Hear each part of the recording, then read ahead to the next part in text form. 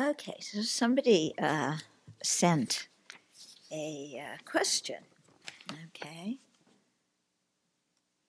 So he says that he hears and reads the term moment in the context of describing the continuity of the mind stream.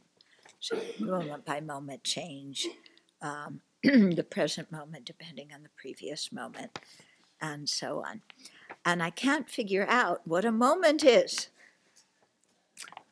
So you're not alone. For me, in this context, it sounds like a clearly defined measure or carrier of information. An analogy of the computer language, like 1 bit equals 1 moment, contains 5 bytes equals information, and a chain of bits are forming a software program which then performs a special function, and I'm lost. But in my experience, I can't find such a clear, defined moment. When I look in my mind stream, it is like a river in steady flow, and I can only subjectively and arbitrarily decide what a specific time frame is, a moment for me, in which I perceive or experience something, store it, and maybe bring it back into my consciousness out of memory. So please, could you explain to me your understanding of moment? And do you have any suggestions where I can look for more about moments, like meditation, text, video, audio teachings? Okay, so in response to the last part, no. In response to the first part, moment is one of those words that has a different meaning according to each circumstance. So some schools, I think probably it's the lower schools, they say that the shortest moment is 1/64th or 1/65th of a finger snap. That is, if you can snap your fingers, which I can't do very well. So that's said to be the shortest moment. Okay, I think it's arbitrarily made up. In other contexts, a moment is basically however long it takes to accomplish something. Yeah.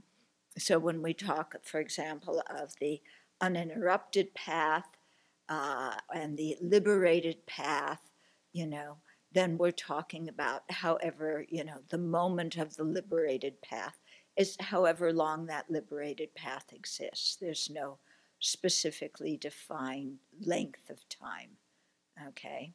So don't think that every time it says moment, it means 1/64th of a finger snap. In terms of finding a moment, this is where it gets really interesting.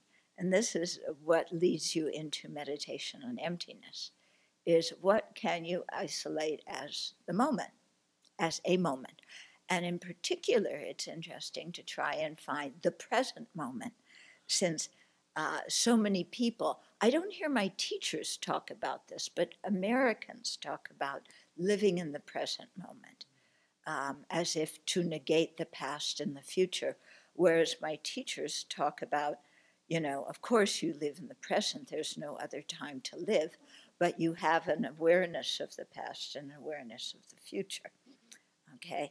But finding exactly where the present moment is quite difficult. And I think Aryadeva goes into that in the 400 a little bit, if you remember, that you can say, okay, the present moment, however long you want to define that, but then that moment has a beginning part, a middle part, and an end part.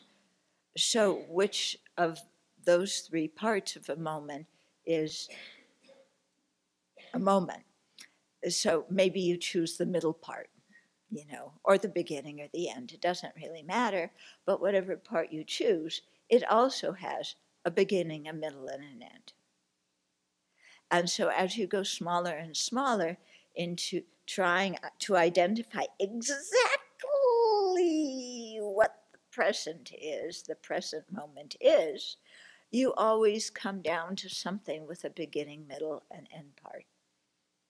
And you can never isolate the exact moment that is the present, okay? And the purpose of doing that exercise, not just intellectually, but really sitting with it in your meditation, trying to find the present, is it shows us the limits of our conceptual mind. Yeah, that conceptual minds are useful for many things, but if we create an idea of the present moment and then define it in a certain way and put parameters around it, it's only a description of something that we have made up. Yeah, because when can you isolate, okay, this is the present moment, and it has, this is its beginning, this is its end, but how much longer after its end does the next moment start? You know? But if it has beginning, middle, and end, which is the real present moment? Okay? So it really gets you into looking for what is the referent of the term moment. Yeah, because we give things names and then we forget that we're the ones who gave them the names, and we give them definitions and we think that they are, the definitions inherent in the object. So there's a findable object that's always used for a certain purpose. But whenever we try and block that out exactly so, it becomes very difficult. Yeah, because it's something created by our conception, that, and dealing with relativities, and as I always like to say, conventional truths are messy. So it's the same with this building. Where is the end of the building? Where is the edge of the building? Is it the wall? Is it the rail? If it's the rail, is it the inside of the top part of the rail or the outside? Where exactly is the edge of the outside part of the rail? Yeah. If you took out a microscope or something and you're trying to identify exactly where that edge is, and then one atom on the other side is not, not the building, but if it's on the last molecule or last atom on the rail, that's still the building, considered the building. But if you wipe your hand on it, you're going to wipe off that atom because it's so tiny. So then you lost the edge of the building. Yeah, the building fell down or something. So, it's getting us, I think, to really look at that and see that we have to be willing to be flexible when we give things names and definitions, because it's very difficult to really box things in like that. Yeah. But it's a very interesting meditation to sit with that. And where is the present moment? And try and identify it, because as soon as you say, that's it, it's already gone. And then by the time you recognize it's gone, you've missed several present moments. And then you say, this is it, but that one's also gone. Because as soon as you say, this is it, it's gone. But if you say, this is it, and think it's going to be, you anticipate it, so that by the time you say, this is it, it's actually the next moment, and you're thinking the next moment is the present moment, then you're saying, this is it, but you're referring to the present moment, so that doesn't work. Okay? So very good for, I think, meditating on emptiness and stretching our mind a bit. Mm-hmm. So do Buddhists say that time is just a concept? It's not an actual reality? No, it's put into abstract composites, yeah, like the person is. So in order to identify time, you have, which means to identify time, you have to see other things, you know, and then you describe time in terms of them. But from the Prasangika viewpoint, everything is conceptually created. Not just time, but this whole building is conceptually created. Yeah. We had a good time with that when we were building it, you know, because when we just had the plans, then we were saying, well, does Chenrezig Hall exist? Because if it doesn't exist, then we can't build it. But if it does it exist now? Well, there's only a hole in the ground right now. Yeah. So then when does Chenrezig Hall start to exist? At what point? You know, when you have the walls on, that took forever because it was the middle of winter. Or when you have the, what do you call for the roof? Not the beams. The trusses. When they put the trusses on, when they put, you know, and then we were really joking when the part in front where Shane had written Chenrezig Hall in the wood, and that the wood was on the ground, and then he was lifting it up, and he had a really hard time getting it in. So Chenrezig Hall was there, and then Chenrezig Hall was taken down because he had to readjust it. So did it become Chenrezig Hall as soon as the board was there? Yeah, but remember, he got it in, and then he had to take it. So then it wasn't Chenrezig Hall anymore. And then 15 minutes later, it became Chenrezig Hall again. But it wasn't a complete building when we had the written label Chenrezig Hall on there. So when did we actually when did Chenrezig Hall begin to exist?